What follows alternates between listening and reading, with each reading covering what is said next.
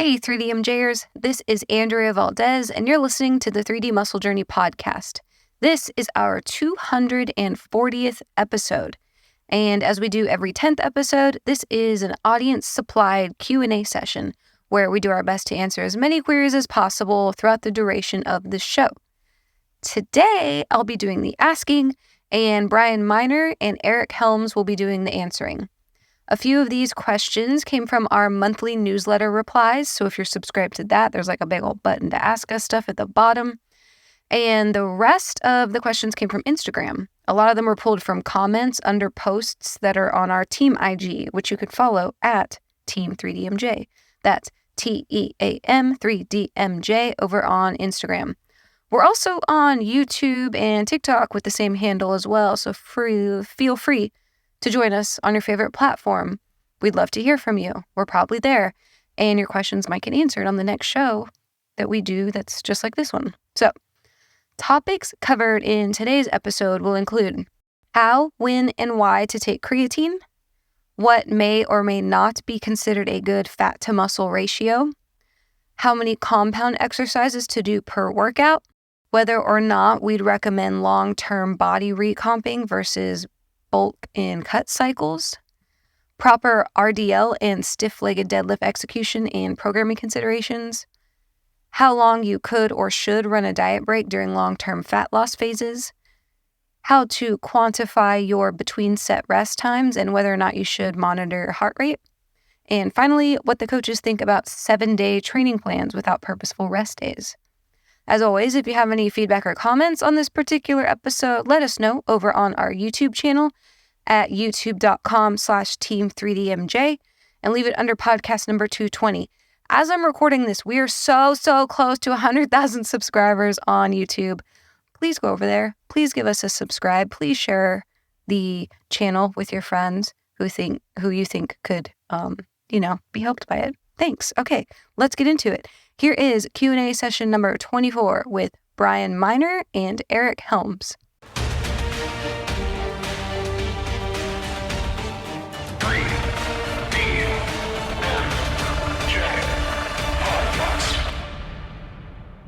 Okay, question number 1. I take creatine all the time when I'm at home at my parents' house, but during the semesters at school, I forget it a lot or don't have it with me all the time. Is it even worth trying to take it when I can, or should I just hop on when I can and don't worry about it if I'm not consistent? How much could it actually be helping me or not? Yeah, I think it's good just to kind of put creatine in context. I think it's challenging people to understand how effective it is because we're like, it's the most effective supplement on the market. But it's still just a supplement. So, yeah. If you look at the data on creatine, the performance data, mild impact on strength and muscular endurance for like reps, and a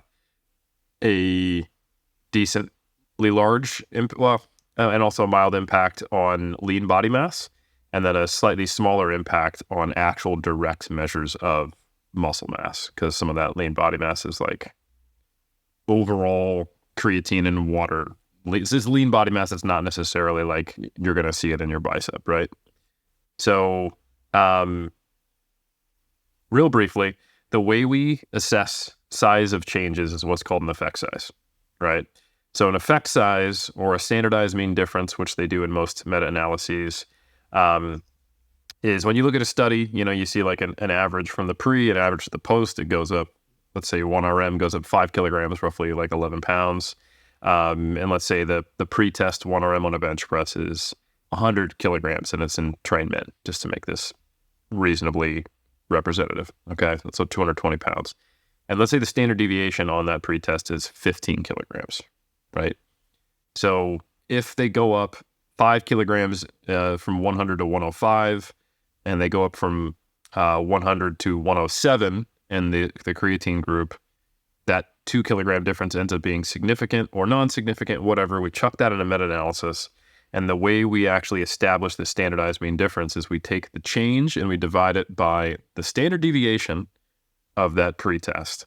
And that gives you a value. That value is typically somewhere between, for something that works, quote unquote, like 0.1-ish all the way up to maybe 0.8-ish. And what that value is the proportion of the standard deviation.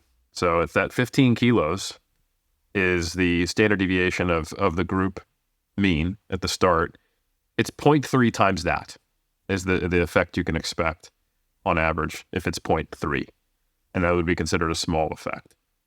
So this is a one-time benefit of roughly, for a reasonably strong trained male, having maybe a 5 kilogram on average, your mileage may vary, improvement to your bench that would accumulate over the course of something like 2 months, the typical study length.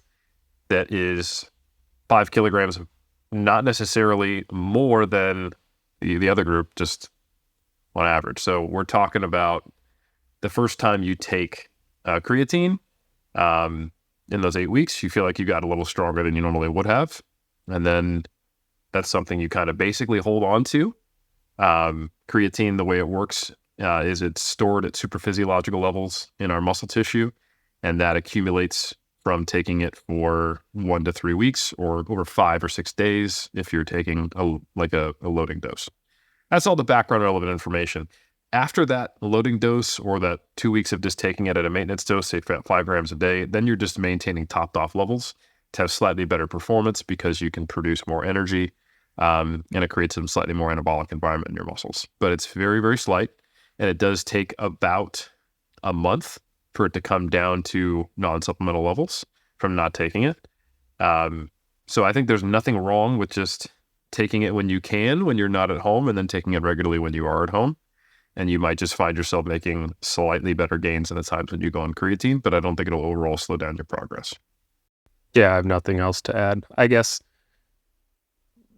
my question would be, like, if you're at your parents' house, like what's making you take it consistently there versus not, when you're at school. So it's like, for me, I will forget to take it if I don't make it part of my routine. So usually I'll take it either at night or in the morning, like before I brush my teeth, and so maybe if you're trying to improve your consistency with it, just try to build it in. But yeah, it's not doing nothing, if you're not taking it consistently.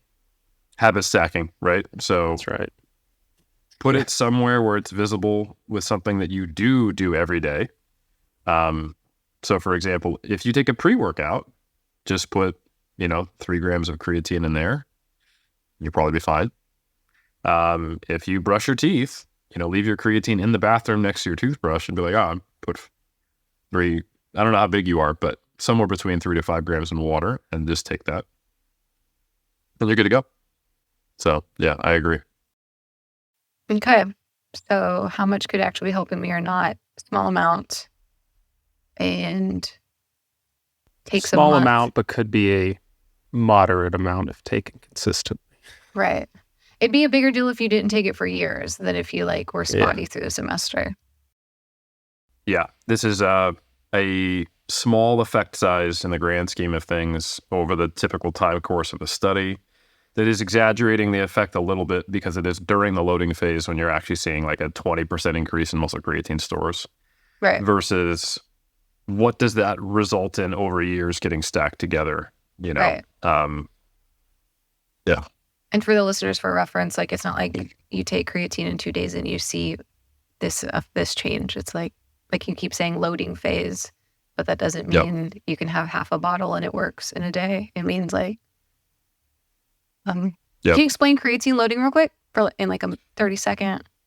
Yeah, absolutely. When you say loading phase? Something that is not necessary at all. It just basically you start getting the benefits of creatine once you are reached supplemental levels of in your muscle. So you can do that very inefficiently if you think about how much you need to take to get to the same place by taking 20 to 25 grams in 4 divided doses or 5 divided doses of 5 grams per day for 5 to 7 days. Those are the typical loading protocols. The only reported side effects that exist are when people are taking, are typically during the loading phase or when they're taking more than 5 gram doses at a time. And they're mostly just stomach cramping or discomfort or things like that. So it's an unnecessary practice that increases the likelihood of having some of the GI distress. Yeah. And you're taking 4 to 5 times a maintenance dose, so it's 4 to 5 times less efficient on a dosage basis, but like you get to the same place after 5 days versus some of the data would suggest 2 weeks. So you're quadrupling the intake to get there twice as fast. And just for some perspective, the fact that I did a loading phase in 2004 doesn't matter literally at all because I've been taking creatine consistently for 19 years since then. I haven't stopped, right? So what might make a difference is maintaining the highest creatine stores in my muscles for 19 years versus, let's say, this person just somehow always was in school and always lived on and off at their parents' house. Yeah. You know, if you spent half the year with creatine at quote unquote normal levels versus supplemented levels, that might be something, you know, over the time course of years. But if we're talking a couple summers and you graduate next year, like it doesn't matter. Nobody cares. Yeah. You shouldn't care. Yeah. But in general, it's an effective supplement, and if taking it regularly will maintain, you know, higher creatine muscle stores, that will be better than not. And it might be meaningful over the time course of years. So one, I guess this wasn't really included in the question, but one, it's okay. I think there's pros and cons to loading. You know, you reach those levels quicker, like you said.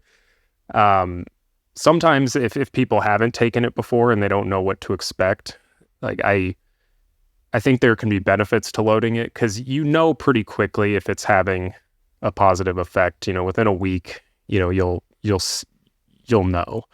You'll be up 2 pounds. Yeah, and you might get like 1 or 2 extra reps, you know, that maybe you wouldn't have been there otherwise. One of the downsides is like if I have an athlete starting like a fat loss phase and we need to see like if we give them like a target rate of loss, you know, or we structure the deficit to achieve a target rate of fat loss, that can really muddy the waters if they gain 3 kilos in the first week, you know? So I think from a perspective of, you know, if you're somebody who wants to build, like you want to build that psychological momentum, you know, out of the gate, maybe hold off on taking it for a bit, or at least maybe not load it, you know, take it. It'll kind of smooth out the data a little bit. But even then, like the first few weeks will still be, like, understand it could still be a little bit misleading. Yeah, it's funny because I actually, if someone hasn't taken creatine and they start a diet with me, I normally have them load. I don't do it as aggressively because I don't think you need to take 20 or 25 grams a day, but I normally have them for a week do 2 doses of 5 grams, so like 10 grams a day. And for most people, that will get you to the same place after a week. And then I just go, all right, let's disregard our first week of weigh-ins. Yeah, that's and then the new baseline is the week following. Yeah, that's another way you can do it for sure. And can you talk about how that doesn't mean they gained that much weight in muscle? Like what the creatine is adding water weight, correct? Yeah, so it's very similar in many ways to glycogen. There's an amount of bound water with muscle creatine. So, I mean, if you actually look at the the actual amount of creatine stored in your muscle, it doesn't add up to the weight that you gain. So we know that it's bound water with creatine. It's similar to glycogen in that manner. Just like if you go on a low carb diet, you'll lose a fair, if it's a deficit and if you're still training, you'll typically see an additional reduction in a water weight that is disproportionate to any actual loss of even glycogen, you know, because we're storing 3+ grams of glycogen, 3+ grams of water for every gram of glycogen we're storing. Right. And it's something similar to that number for creatine. So if you start dieting and load creatine at the same time, that's why you're saying that you're adding water. So those week of weigh-ins, just kind of ignore. Yep. Don't get freaked out and don't get hype. Well, I mean, I guess you could use it to your advantage if you were gaining. Like, let it hype yourself up if you're trying to gain. But if you're trying to lose, look better. Don't get discouraged. I mean, there is probably going to be some wateriness that comes with it, kind of like carb loading. But once you've stabilized and once you go down to a maintenance dose of 3 to 5 grams per day, you will typically be like, oh, I think I look a little more muscular. A little harder, yeah. Yeah. Cool. I think we did the creatine thing. Yo. Okay. Cool. Question 2. What's a good ratio of fat to muscle gained on a natural bulk? And would this ratio be expected to remain the same for someone in their 40s when it seems as though body fat is even easier to acquire over muscle? So 2 things to consider. One, so individual to the point where it's very difficult to answer that question on what a good ratio is. I think a better perspective is that you set up all of the various things that will optimize that process, and then it is what it is, and then you calibrate from there. If you tried to be on the little higher end of the rate that we'll discuss that is appropriate, and it was mostly fat, or likewise, if you kept it really, really like, I'm just going to go kind of the Gaintaining approach, and I only gained 1 pound every 3 months or something like that, and it was all muscle, but I don't know if that was unnecessarily slow, then you could try a little faster next time. That's ultimately what it's going to be, because you don't know what your muscular potential is. There are so many variables related to your training primarily that can make that process effective. We often say nutrition is permissive to muscle mass gains, and the main thing that's going to stimulate it is your training. So if you have a fantastically set up training program, then you step in with good nutrition, it'll go very well. But if your training program, regardless of what you do with your nutrition, is not great, then fixing your nutrition will do nothing, because it's not the problem, right? So that's caveat 1. Caveat 2, if you've been training since you were 20, yeah, it'll be harder to put on muscle without it being more fat when you're 40, but it's actually not because you're 40. It's because you've been training for 20 years. When we just purely look at differences between people who are 40 and younger, especially in active people, we really see very little difference, if at all. In fact, there is data when you correct for activity levels and health that show that testosterone levels don't even decline in men in their 40s and 50s. More importantly, though, does testosterone in the physiological range explain the gains you make? And the answer is they don't. They might have some impact on the baseline level of muscle mass you have, but when you actually look at explaining how much change occurs, they don't. And anyone who's incredulous about that, think about women. They have far lower testosterone levels than men, yet they get the same relative increase in muscle mass when they start on a program. And this has been demonstrated in very large sample sizes. Classic study by Hubble in 2005 that you put people on this 12-week program across a variety of ages, both sexes, 12 weeks doing bicep curls, and you get 0 to 60% increase. Poor bastard, and who got 0%. Awesome person who got 60% increase in their muscle cross-sectional area, and that was true regardless of sex. So, the difference between a biological male, biological female is going to be their baseline starting, because they went through different puberties. And that it's not until you actually do super physiological levels of testosterone, like you might see in someone going through a transition to getting to the other sex, or in someone who's taking a performance enhancing level usage of a super physiological testosterone. So yeah, I think for one, the narrative around age, it's only going to be true if it's co-varying with a narrative around experience. Like, I'm gaining less muscle now, not because I'm 40, but because I've been training for 19 years. So those are the 2 things I would say.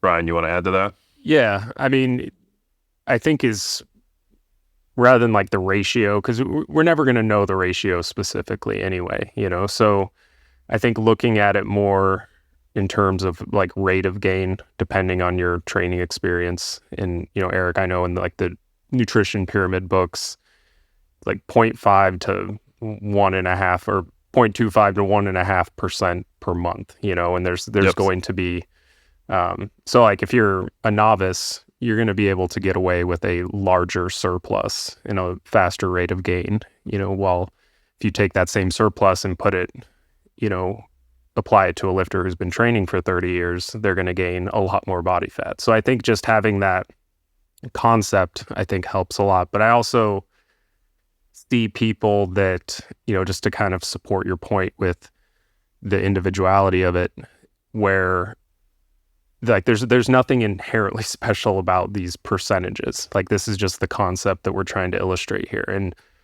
As an example, I have an athlete who is, I would say, probably early to middle intermediate in terms of training age. And, when we first started working together, we put him on a surplus aiming to gain around like 1% per month, on average.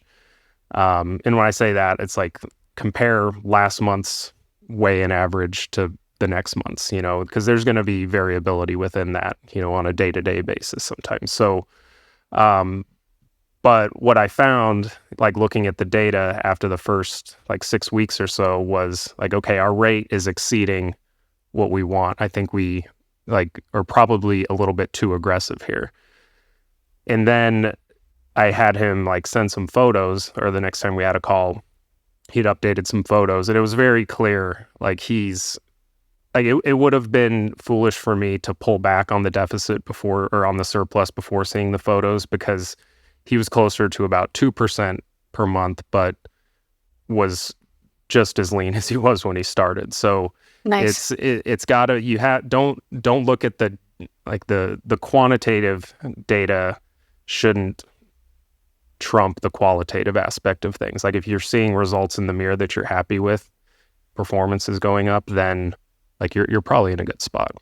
Yeah. And for the listeners, for reference, the percentages that they're talking about are percent of body weight change. Yeah. Yes. Yeah.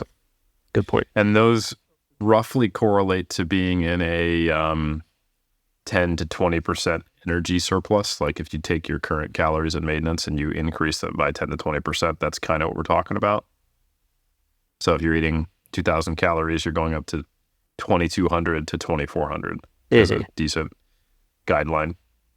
With a slower one being closer to 10%, faster one being closer to 20%. It's not always going to be perfect because it has more to do with how much absolute muscle tissue you can accrue, but right. It's a decent rule of thumb.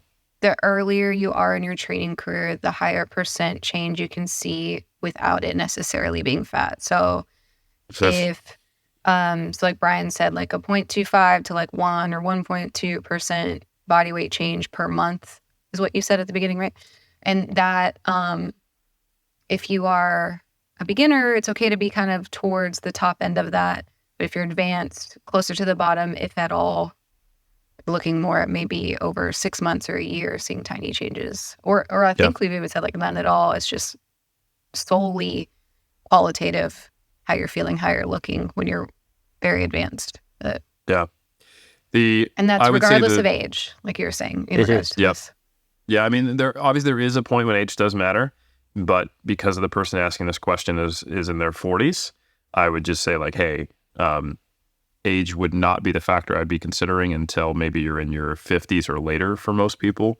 And then just being a little more conservative. But a novice who starts lifting weights at 50 will absolutely gain muscle mass, Yeah. So the qualitative experience of bulking, if I could summarize this, if you're in a category of I have like decent genetics compared to the average people of people who lift, which is probably better than average genetics because a lot of people have terrible genetics to stop. Let's be honest.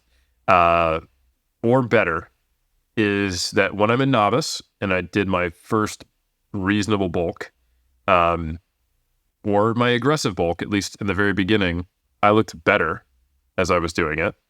And then once you're like an intermediate or later, unless you've just got great genetics, the experience is all the way from I'm looking better in some ways and worse in others to I have signed up to look worse as an investment, hopefully long term. Yeah. I remember looking better from 170-ish, 174, 175, somewhere in there, all the way up to 195 when I very first bulked. And then every other time after that, I looked worse, except for a few contest preps initially where I was being more conservative. Actually, we're talking like basically my 07 prep, the initial weight gain for like 3 weeks, I looked better because I had just over dieted myself and I'd only been training for 3 years.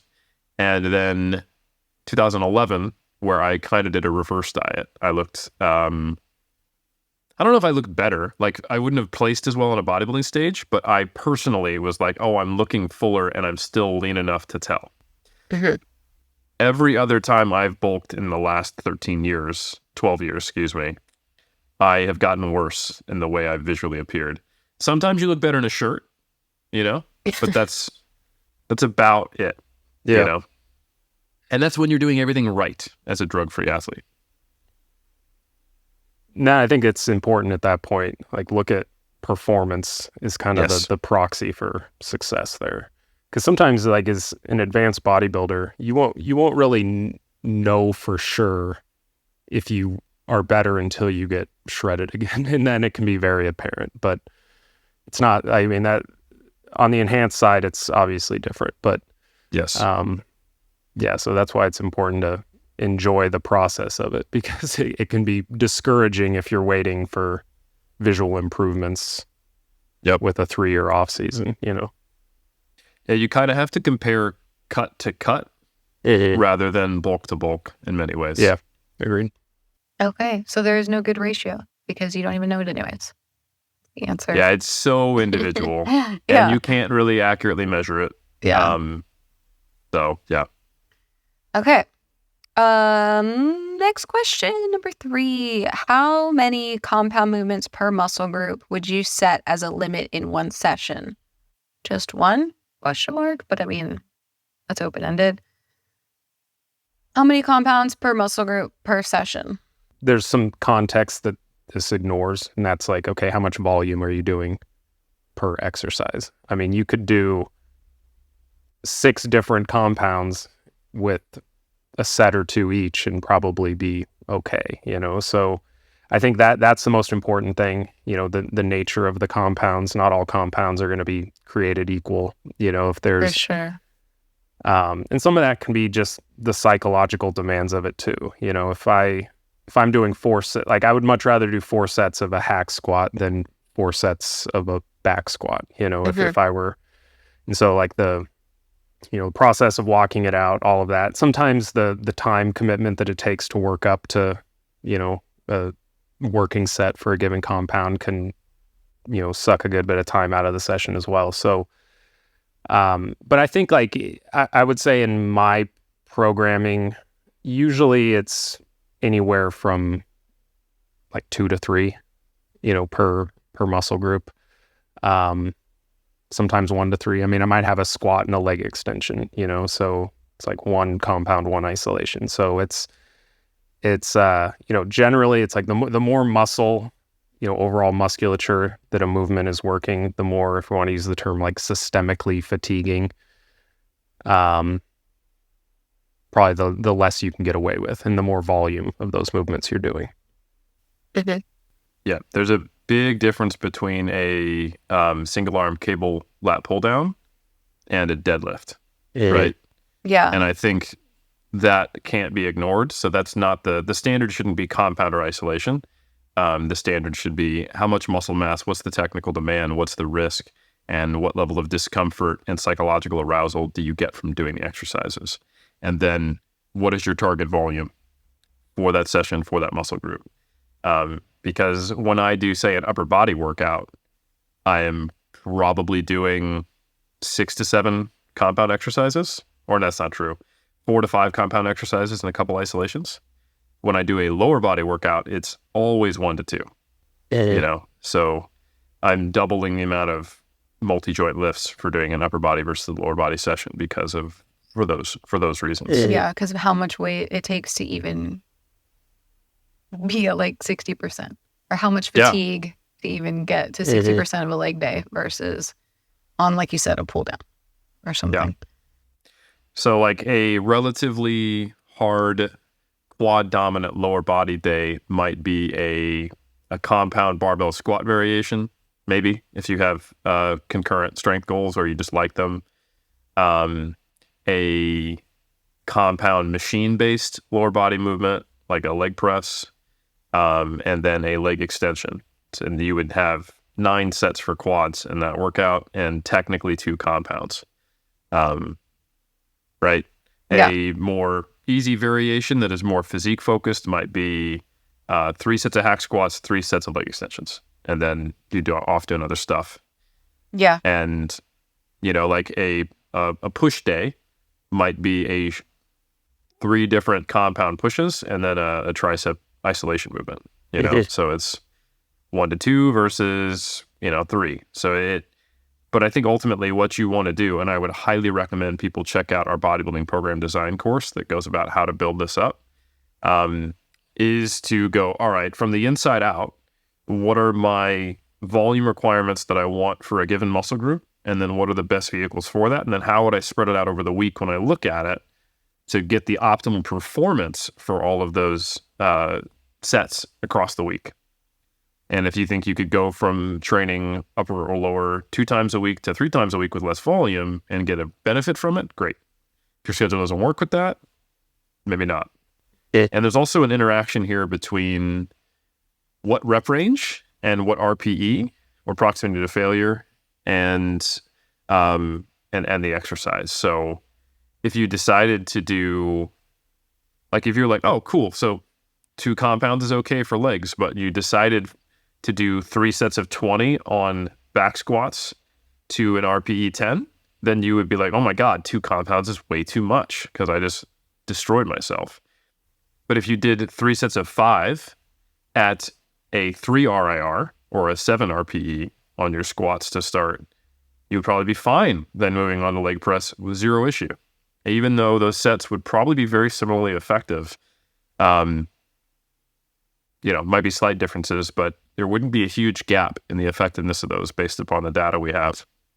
Yeah. So I think if you're asking a question like how many compounds, something that I think repeatedly Nell's answer is it's not compounds versus isolations. It's like every single exercise has its considerations, right? Like you said, I mean, that's a great example is a single arm lat pull versus a barbell back squat. But a good place to learn about this and practice it, like even for free, we have, if you search like our library of content across the internet, and like we have a lot of the term we use is programming considerations. So Eric and I did a podcast exclusively on that. It's literally called Programming Considerations. That's right. But if you go to our YouTube channel, we have a lot of exercise tutorials, and every time we have one of those, Eric kind of goes over like, how do we think about this exercise? And so rather than, is it a compound or isolation? It's not. It's like, what is this exercise? What muscles is it working? How does it fit if I'm a bodybuilder? How does it fit if I'm a power lifter? Where does it fit in a workout? Should it at the beginning or the end? Or like, if I'm doing 2 compounds, should this be the first or second of the day, and why? So yeah, compound considerations, not a thing. Programming Considerations podcast. Our Instagram, we occasionally have programming consideration carousels. And then if you go to liftinglibrary.com, you don't even have to buy it to like get a test of this. Like, we have 4 free videos just on that page that show Eric going over, I think we have like back squats, good mornings, like 4 different exercises where you can see like, this is how we actually assess an exercise. We don't just think, is it compound or isolation? We think about like all this other crazy shit, and it's free and it might be really helpful. Well said. Okay. I think just to add one last thing. Sure.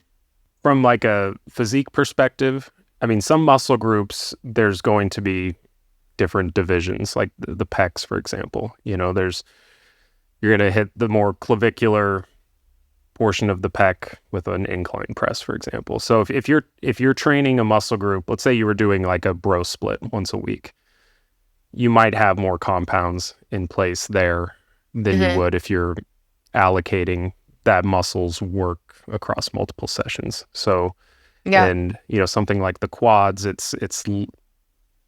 that's less the case. Everything kind of ties in at the same spot, so it's not as important, like hitting different angles. Like for back work, usually I'll do like an upper back movement and a lat movement, and then the next session maybe I start with a lat movement, then do an upper back movement. But yeah 100%. Hey, 3DMJers, this is Andrea Valdez popping in real quick to tell you all about our latest course in the 3DMJ Vault titled Bodybuilding Program Design. This course starts off with over 2 hours of material from Dr. Eric Helms, our Chief Science Officer, who delivers all the evidence and theory to teach you exactly why and how to set up your training volume, intensity, and frequency for maximum results. Then, Coach Alberto Nunez will share 3 full example training programs he's created so you can see how the principles play out in action based on whether you want to emphasize your upper body, your lower body, or create something a bit more balanced. And lastly, Coach Brad Loomis will show you how to take those programs and track them in an interactive, customizable spreadsheet that you can download and tailor to your specific plan. By watching this course and studying the principles, we're confident you'll know and understand more than 99% of the lifters at your gym. You'll also be free to intelligently adjust and tweak your training plan without ever having to start from scratch again. Bodybuilding Program Design is now the 20th course in the 3DMJ Vault, which is our online learning platform of organized video-based education for serious lifters. You can become a Vault VIP member to get access to every single one of those courses for just $16.99 per month or $79.99 per year. This means that once you complete this foundational course, you'll have access to everything else you need to expand on your training education, like our advanced deload guide, our lagging body parts course, and so much more. You'll also have access to our quick start guide, along with the entire 40 plus videos in the lifting library to select the right exercises to fit your newly built customized training split. And lastly, additionally, VIP members also get access to our suite of nutrition setup courses too. That includes the Calculating Your Calories course, Calculating Your Macros course, Sustainable Fat Loss, and tons of other great resources built into the subscription. So go to 3dmjvault.com and sign yourself up today.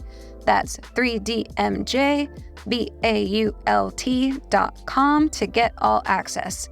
Thank you so much for listening and enjoy the rest of the show. Okay, question number 4. All right, I'm 90 kg and that's like 200 pounds, right? 198, Eric, he's okay. Perfect. Thank you. Okay. I am 90 kg and 20% body fat and used to be morbidly obese, and I want to get to 15% while staying 90 kg. Is that possible?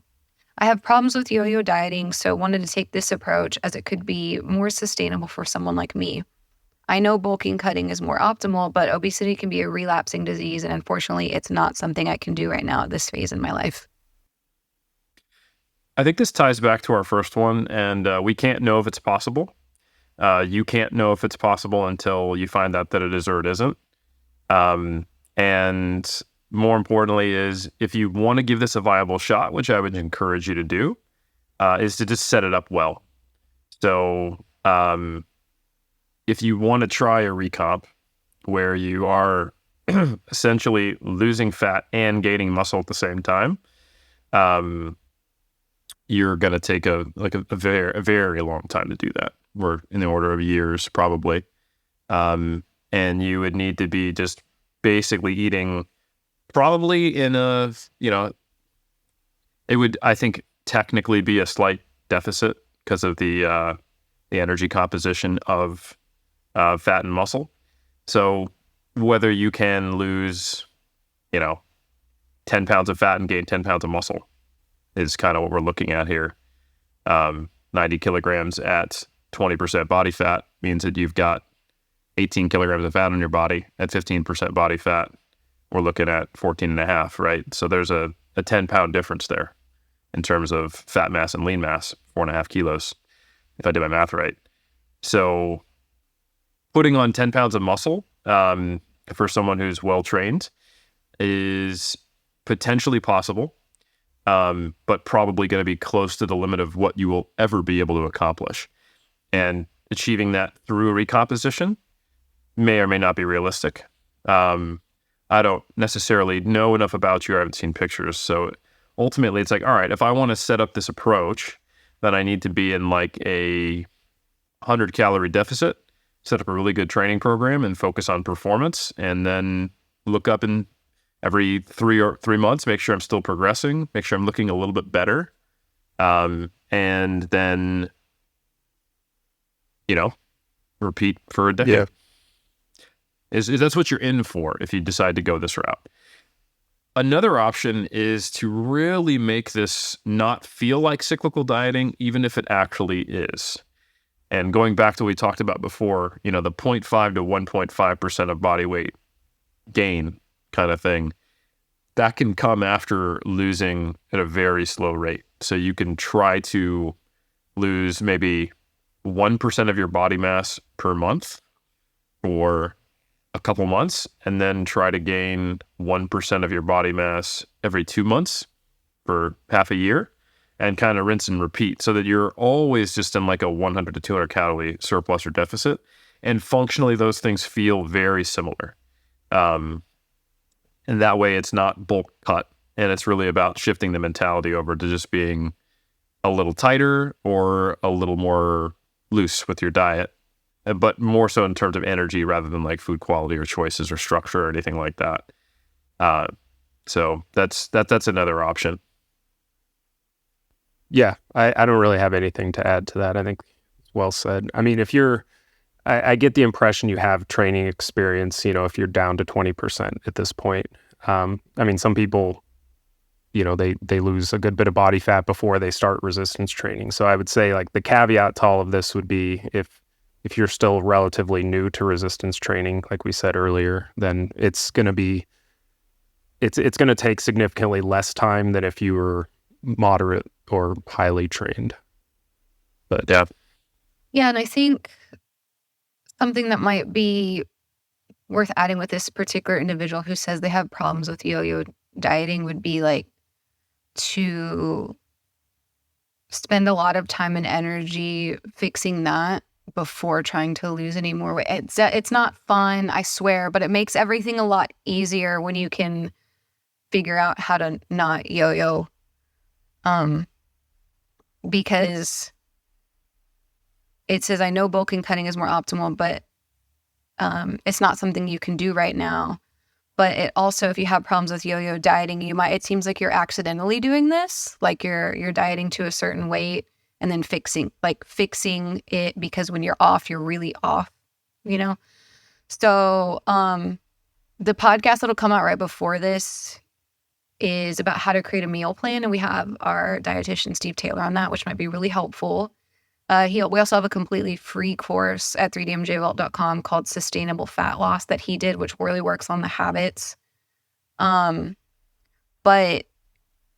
any future body weight manipulation becomes a lot easier when you learn how to maintain your body weight first. I know that's not like a fun thing to hear, but it is something I know we've historically seen with our athletes repeatedly, ourselves. That's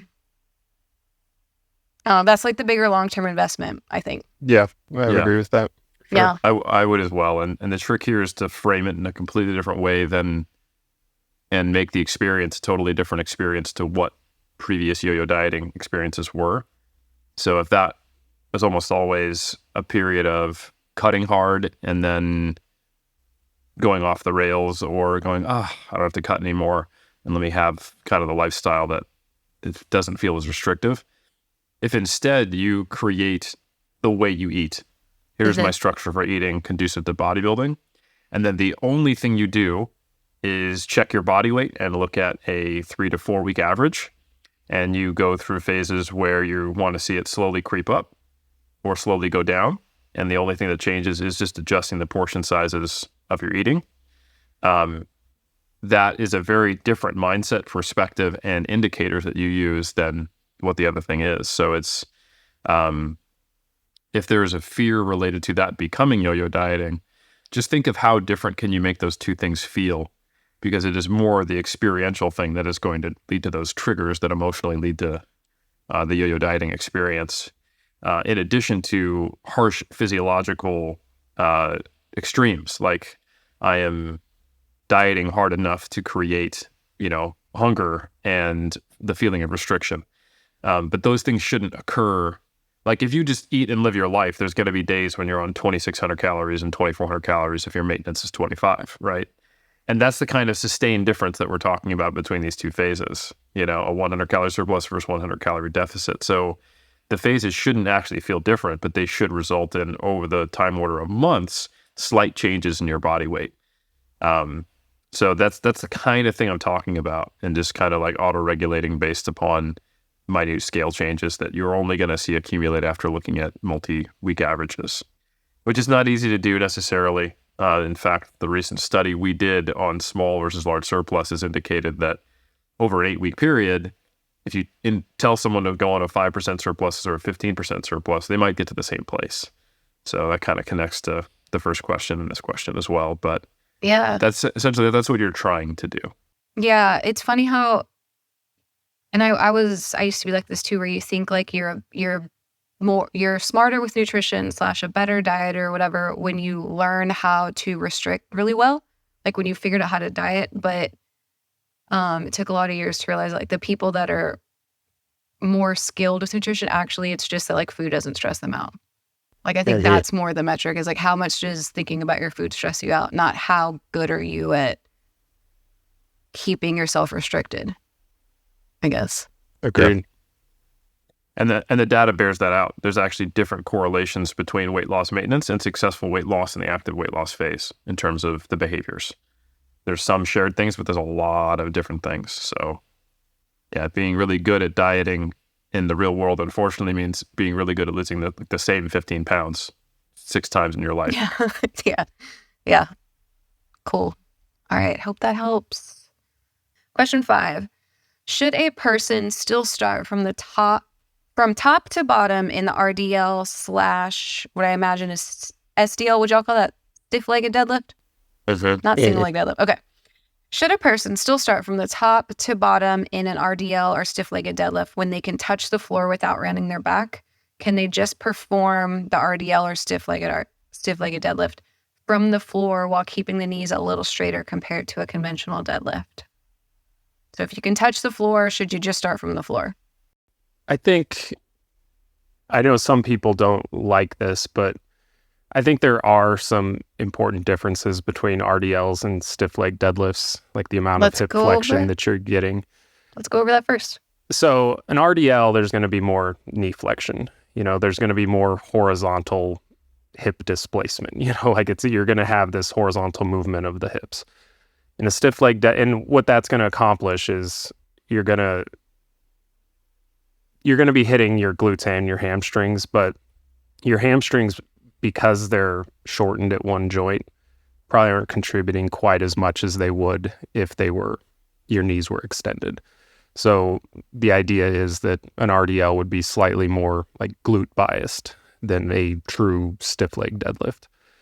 And for me, an RDL starting from the floor would look very much just like a conventional deadlift from the floor. So I think for like a lot of people, it takes a long time for some people to really learn like proper hinging. And in my experience, it's much easier to teach that when you start from the top and you focus on, driving hips back, rather than starting from the bottom and thinking keep hips back or, you know what I mean? So I think some of it has to do with cueing. But yeah, from like a mobility perspective, like on paper, yeah, it doesn't seem like it would make much of a difference. But I think in execution, you'll probably find the reps are cleaner starting from the top. Yep. I think in both cases. And if you're prohibited by like, okay, I don't have a rack, then, to start with, then do what you got to do. But yeah, and I think for most people, it sounds like you've got a good bit of flexibility, but I think a lot of people, when they, hear the relationship, between range of motion and hypertrophy, they assume like the further down I go, the better. But for a lot of people, once they get kind of just below the knee, that's like as soon as your hips start going or stop going back in an RDL, it's like any further movement of the bar is going to be flexion at the back. So if your hips are still traveling back and you hit the ground, then that's one thing. But if you're below the knee, like for a lot of people, it's the range of motion is shorter than I think they realize. with a proper RDL. Yeah, just to back you up, the stimulus is higher, not the greater range of motion you get in RDL, but the more you can elongate the glute and the hamstring, and also the lower back if you're trying to train it. So there's nothing wrong with getting more range of motion about the lumbar. And there's nothing wrong about it being, more range of motion about the glute. But I wouldn't do those things if it comes at the expense of range of motion at the hamstring. So 7 out of 10 times when someone says, hey, should I go, basically ask a variation on this question, in my experience as a trainer, there's a technical error, or there's something that could be optimized in the form of the deadlift if they think they can get that range. Not always, absolutely not. One of those people's on this call, Andrea is not only a woman who on average is more flexible, but also grew up as a gymnast, right? And she has fantastic technique. And you're also short. The plate from the ground is not as far. Correct. The 20 kilo plate is a given distance always, and the ground is always where your feet are. So last time I checked, I don't have a reference for that, but I think so. I feel like we can go off anecdote for that one. So what normally happens, film yourself from the side and watch your knee. And what will typically happen is as you get towards the end range of the eccentric on an RDL, your knees track forward a little bit. That's basically the thing to fix if you're using an RDL, is your knees should not track forward at all. They can unlock, but they shouldn't track forward at all. And if you can go deeper while keeping your back straight and your hips are not really going further back, you'll hit this end range basically for your hamstring, and then you're getting more range of motion about the hip joint, which means that you're lengthening the glutes and the lumbar, like Brian was saying, which is fine, if you want to do that. So, but often doing that to get more range of motion, which again is not the goal. The goal is longer muscle lengths, not more range of motion, comes at the expense. So what would you, like if I could graph it over time, it would be like all 3 muscle groups are getting longer. And then as you get longer for your glutes and your lumbar, your hamstrings get shortened right at the end when you don't want that, because the knees are tracking forward and it's taking some tension off them. So that's the thing you want to fix generally. And for most people who are not short female gymnasts, I think the better, if you had to say like, oh, what's a better option, the SLDL or an RDL, I would say the RDL, because you will be able to get to the longest muscle length you can get for all 3, the combination thereof doing it. The stiff leg deadlift, you're going to hit your limit of range early on the hamstring, and then not be there for your glutes and lumbar, right? But it's the rare person, like I mentioned earlier, who can doing an RDL will not get to the end range of their hamstring without a technical fault, like I was saying, and hit the ground. And if that is you, load 25-pound plates, So I think it's just it's a more natural movement as well. And in my experience, there's more people when they try to do a true stiff leg deadlift that they get nerve discomfort, like at the back of the knee. Yeah. And they are not really hitting as long a muscle lengths as they might actually otherwise if they were in a more comfortable joint position. Then that's kind of anecdotal, but yeah. So I find the RDL is a more natural movement, and so that's my input. Yeah. And what you feel like it might be a way to feel stronger to have that pause on the floor. And if like you like that, I don't know. I mean, like you'll naturally, if you're not starting at the top, and you have a reset at the bottom, you'll probably lift more. But then it's like, if you're not a strength athlete, do you care that much? And like, why do you care that much? Yeah. For sure. Okay. Cool. Question 6. How long should a diet break be? I've been cutting for 7 months, making good progress until about 4 weeks ago. The last 4 weeks, my weight loss has stalled. I'm about 14 to 18% body fat. We got good data on 1 and 2 week periods, I think, from, so the original diet break study was by Byrne and colleagues, overweight, or men with obesity or overweight, 2 on 2 off diet. And they ended up likely due to adherence based upon the follow-up studies and the fact this wasn't a completely controlled metabolic ward study, but an outpatient here's your food study.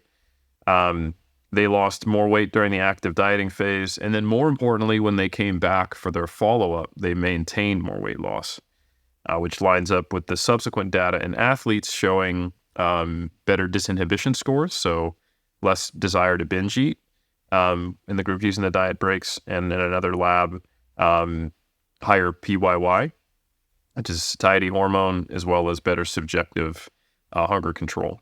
So the data we have on diet breaks, and those were using a 1 week diet break every month or so, or 33 weeks or 4 weeks. I can't quite remember. So we've got data out of Byrne, Jackson Pios's work that he did, as well as some of the work that came out of Dr. Campbell's labs. I think Seidler is the first author on one of the ones out of Campbell's lab. So the data would collectively suggest that 1 or 2 weeks can have a meaningful impact on those adherence metrics and probably result in better weight loss maintenance and making the diet feel easier, although it does take a little longer. And that's what you're trying to leverage these for, is increasing the adherence to the diet, making it not feel as hard, and increasing the likelihood that if this is a lifestyle cut, you can keep it off, or if it is a cut to very, very lean levels, that you can keep going to get to where you need to be and have less stress in the process and less diet breaking of the diet versus diet breaks, if you will. So yeah, that's the data we have. We also have data on 1 week diet breaks and improving lower body muscular endurance a little bit that Pios did during the diet break, not necessarily summating to better performance at the end of the diet.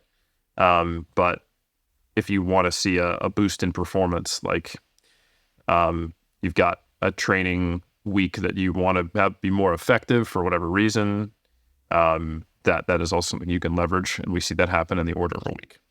Yeah, I think the only thing to add to that is, I think one other less discussed benefit of diet breaks, especially if it's a lifestyle cut and you've lost, over 7 months, you've probably lost a good bit. I think they can serve as just good practice eating at maintenance, and it's like that. Most people don't have an issue with getting weight off. It's, keeping it off. So I think having a period, even if it was a month, where you could kind of acclimate, like, okay, this is what my lifestyle is going to look like here if I were to maintain this, and just kind of checkpoints along the way to, just give yourself that experience. I think that pays off in the long run as well. But yeah, I'd say on average, 1 to 3 weeks, probably for most cases. And if you've been at it for 7 months, you might benefit from going a bit longer. Mm-hmm. Yeah. So there's really more of a minimum, not a maximum, if there's not a show or a hard deadline. Yeah. It's just like, there's no reason you can't diet for 7 months, take 3 off, and then go another 7 or whatever. Exactly. Yeah. Okay. There was a nebulous period between 3 days and 7 days that I wouldn't know what to call it if you had 5 days, extended refeed or mini diet break. But I don't think 5-day refeed. Just like you're not allowed to do 7 reps, Yeah. You're not allowed to do a 4 to 6 day period of maintenance in a row. You got to keep going all the way to 7, or you got to stop at 3 and call it a big refeed. How many people do you think will adhere to that? After hearing, you have to tell them you're joking, Eric, is what I'm saying. You have to tell them. No, they're not allowed. No. Can't do it. They always have to be on weekends too. Yes. That's right. It can't be. Yeah. Tuesday through Thursday. It won't work. You don't do 7 reps, you don't do 9 reps, you don't do 11 reps, and you also do not take 4 to 6 day periods of maintenance. Science guy said it. He said it. So it's real. Okay. Last question.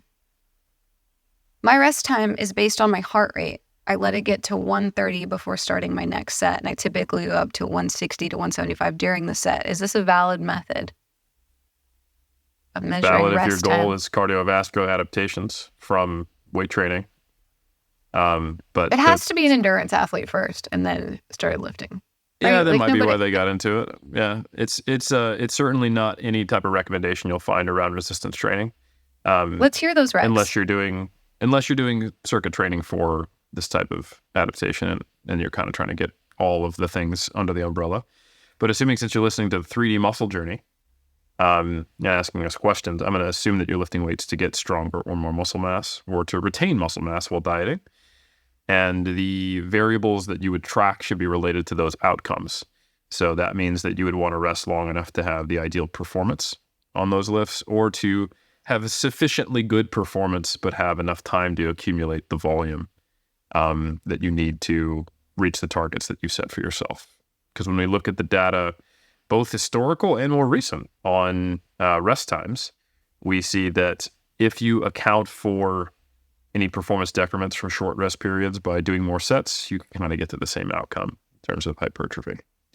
But again, if you're trying to get strength and hypertrophy out of your weight training, then you probably want to maintain higher forces, which means you don't want to have too much fatigue.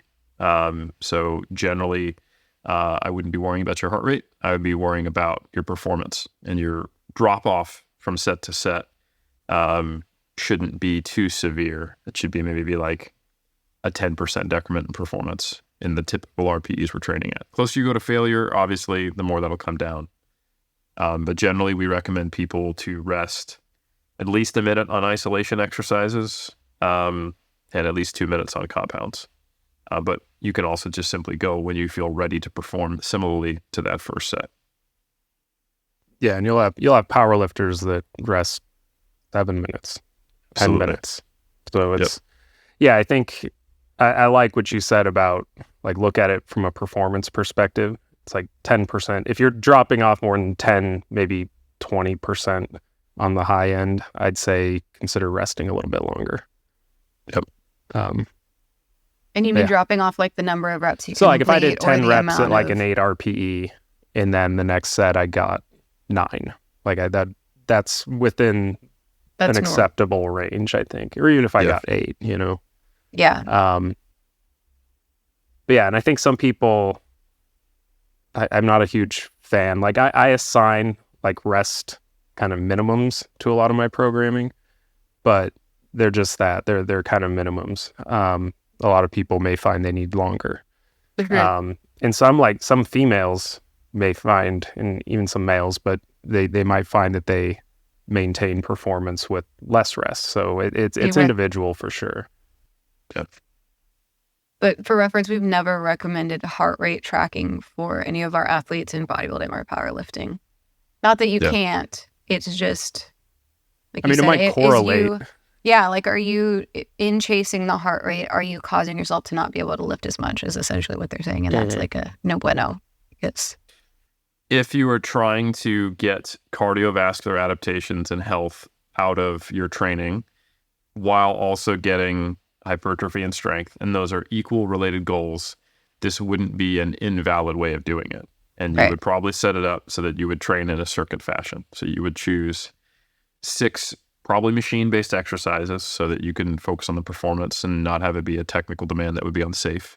Like you wouldn't want to do a circuit with bent over rows, RDL, squat. That would probably go poorly for your lumbar. You would instead do, back extension, leg press, cable row, chest press. And you would do those in order for somewhere in the 8 to 12, 8 to 15 rep range, stopping 1 to 2 reps shy of failure. You'd find that be very cardiovascularly challenging, and you'd aim to get better at that. And you could use this protocol, and you would be staying in certain heart rate zones the whole time, right? Yeah. And if you did that relatively continuously, you could count that the same way you would as being at a treadmill for that same amount of time at the average of those heart rates. So, yeah. Yeah, I think that's a good reminder. Is like everything's valid for whatever you want to do. It's just, do you want to maximize your specific hypertrophy or strength goal or not? And if you would like it to be along other goals, then like whatever you want to do. Yep. Yes, with everything in this podcast, whatever you want to do is fine. It's just, you can literally do whatever you want. Yeah. Okay. For real, last question. What are your thoughts on training 7 days a week? I've been looking all over for reasons why I shouldn't do it besides vague references to reducing fatigue, but haven't been able to find any concrete information. Thank you as always for the great content. You're so welcome. Here's some more great content. Go Brian. I guess my question to this would be like, what benefit do you see of training 7 days a week? And I think there's a lot of people that assume, the more I can do and get away with, the better off I am, which isn't always the case. Often isn't the case. But there's also situations where I think the question should be like, how much, if I am training 7 days a week, like what am I doing within each one of those 7 days? If these are high volume sessions, then it probably is going to become an issue of fatigue or, orthopedic aspects, where you feel beat up. So I think from a perspective of longevity, I would say it's not like you're doomed if you train 7 days a week, but I can't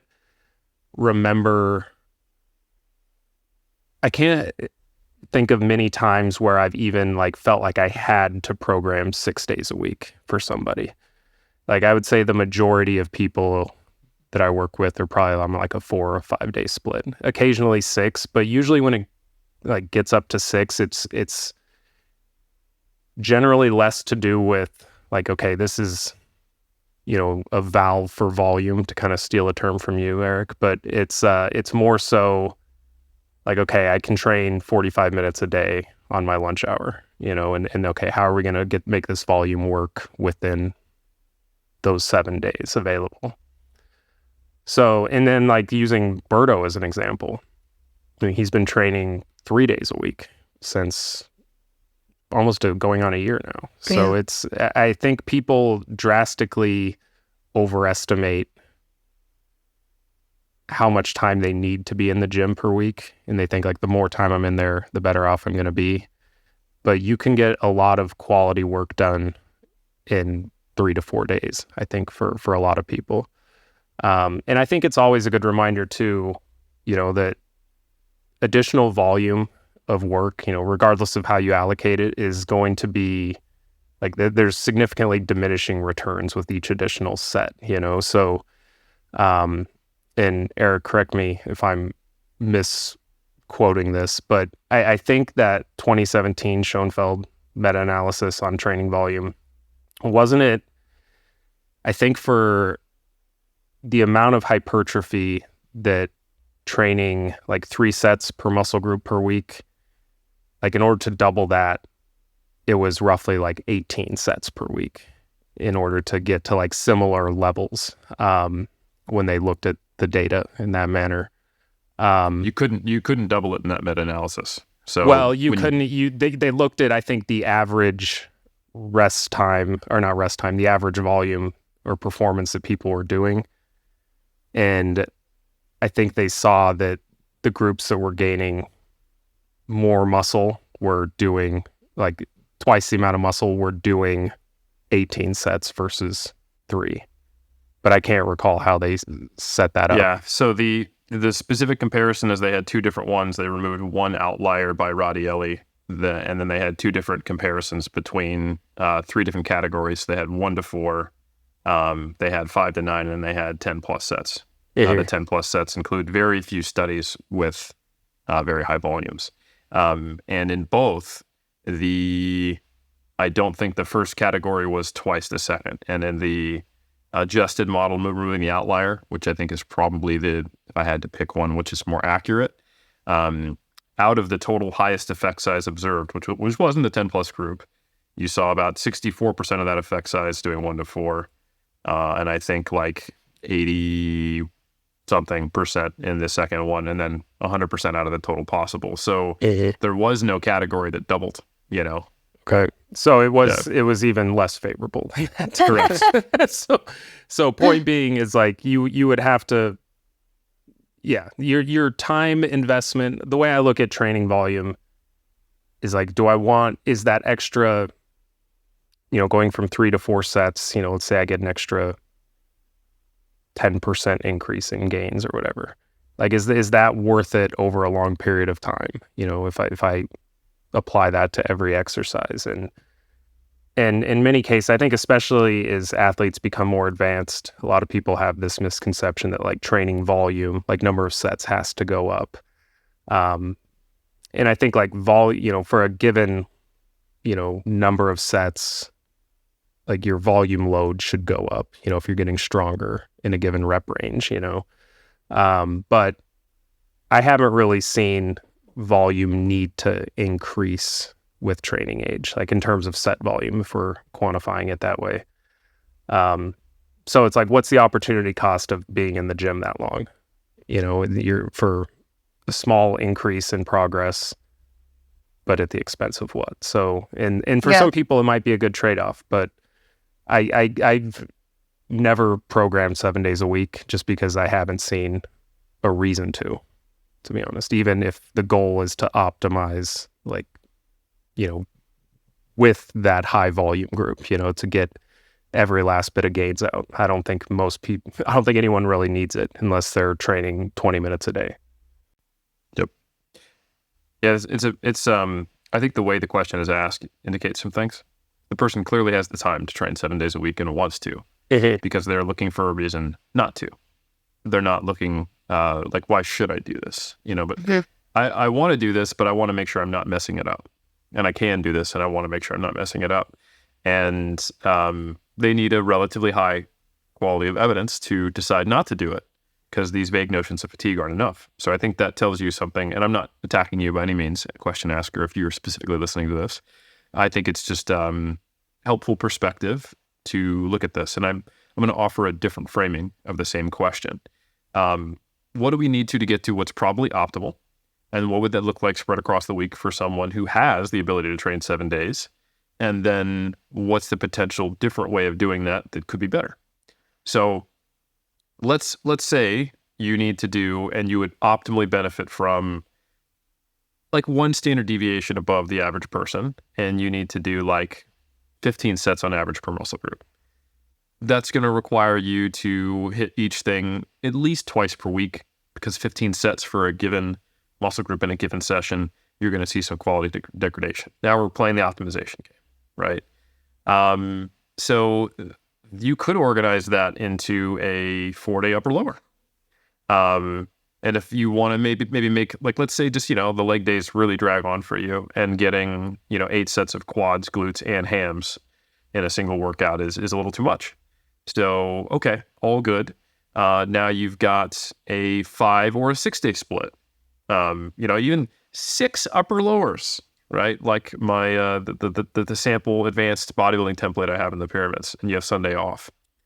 Now each one of those sessions is relatively easy in terms of the total amount of volume you need to do. You're doing like 2 exercises per muscle group at most in a given day. 6 sets on 2 days and 3 to 4 on another, and you're at your 15, right? So then the question is, okay, well, why would we need to get a 7th day? And it's very difficult to come up with a reason for that. You could. And then the question is, all right, is getting all of my volume in spread across 6 days and then having a full day dedicated to recovery from a relatively high volume and high frequency of training, would that be better versus not having a full day of rest and training every day? And considering we've already maxed out the ability to spread a relatively high volume around and optimize and play that game, it will almost certainly be just as good, the same, or slightly better to actually have a day off and recovery, especially considering there's still likelihood that maybe you aren't built perfectly for every single one of the exercises you're doing, that there may be some movement-specific issues with trying to have a high frequency on some of these exercises, that you might benefit from just having a day off for, I don't know, your right knee that gave you trouble in high school, or whatever. The probabilities are higher that you would get, a better outcome doing 6 days per week when we frame it that way. I have trained 7 days, but it was because I wanted to and not because I needed to. And I'm currently training 6 days per week, and I do relatively frequently train 6 days a week, but for most of my training career, I've trained 5. the reasons I've trained 6 days per week most consistently were two different ones. One, I was doing a PhD, and I found it far easier to get my total volume requirement training for 30 to 45 minutes, 6 days per week. And then two, having concurrent bodybuilding and powerlifting goals and being reasonably strong, but also seeing that I benefit from a relatively high volume for some muscle groups. And it did become a logistical issue. And that's what I'm currently doing. And like when I move into my more powerlifting focused phase, I'll have 3 upper and calf sessions. So Monday, Wednesday, Friday, and then I'll have Tuesday, Thursday, Saturday to do squat bench, bench deadlift, squat bench. And that's, just to get to an appropriate volume dose on strength work when I am someone who's squatting around 500 pounds, deadlifting in the high 500s, and benching around 300 pounds. It takes a bit to warm up, and I'm 40, so it takes maybe a little longer to warm up. So that is just a logistical requirement that is relatively rare, and so I think that's kind of the way you should look at this is, what do you need to optimize this, since you clearly have the time and want to? And then if you just decide to come in another day because you want to do forearms or whatever, would you probably be better not going to the gym? Take an active recovery day, go on a walk. But likely what's going on here is you just like to be active and you want to train and you want to feel like you're doing everything perfectly. And if you're willing to make a concession that might be neutral to slightly negative to do that, more power to you. But it's very difficult to justify why you should do it. And that's why you're looking for a why you should not. Bravo. Bravo indeed. Okay. We did it, guys. That's our time. Good questions. Thank you, everyone, for following our content. And we hope this has been helpful. Yeah. Thank you for listening to 240 episodes. We appreciate it. And we will see you next time.